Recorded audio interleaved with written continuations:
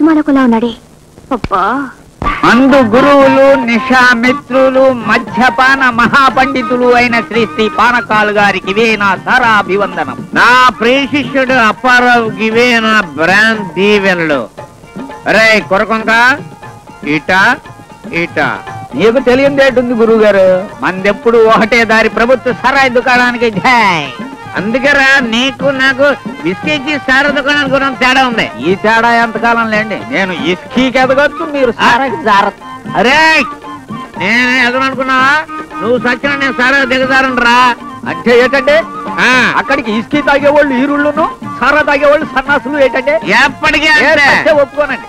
అయితే ఇద్దరు గొప్పలను అవ్వాలి, లేకపోతే ఇద్దరు సన్నాసులు అవ్వాలి. ఎప్పటికీ కాదురా, నేనే గొప్ప ఒప్పుకో. ఇప్పుడు ఒప్పుకుంటానండి, అటు నుంచి తిరిగి వచ్చినప్పుడు మాత్రం సత్యం ఒప్పుకోనండి. సరే చూద్దాం చూద్దాం చూసుకుందాం లేండి.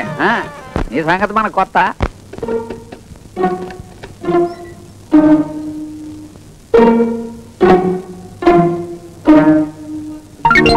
ఏమిటి నాన్న ఈ పిచ్చి వేషాలు? పిచ్చి వేషాలు కాదమ్మా, మందు వేషాలు. పీకల దాకా తాగి రావడమే కాకుండా ఇలా పాకడాలు దేకడాలు ఏమిటి అసహ్యంగా? లేపైకి నేను లేవను, లేస్తే ఓడిపోతాను. సారా గుడి దగ్గర ఒక ఎద ఏమన్నాడంటే, ఒరే పానగాలు ఇంకా తాకరా పడిపోతావు అన్నాడు. ఒరే ఎదవా ఈ పానగాల గాడితో పెట్టుకోకరా అని ఇంకా తాగేసి పాకుంటా వచ్చాను. ఆ ఎదవ తెలియదు, నడిస్తే పడిపోతాను కానీ పాకితే ఎలా పడతానా? నాన్న రోజు ఇలా తాగి రావడానికి నీకు సిగ్గేయడం లేదు?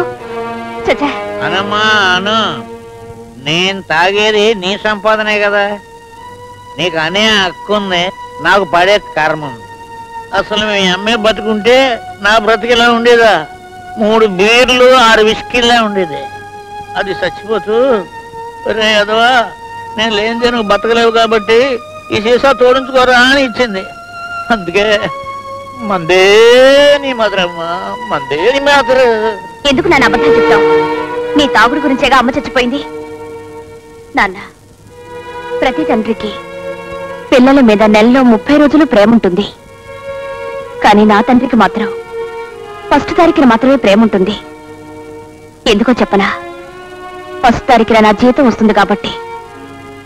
ప్రతి ఇంట్లో పిల్లలు తమ తండ్రి ఏదో తెస్తాడని ఎదురు చూస్తుంటారు.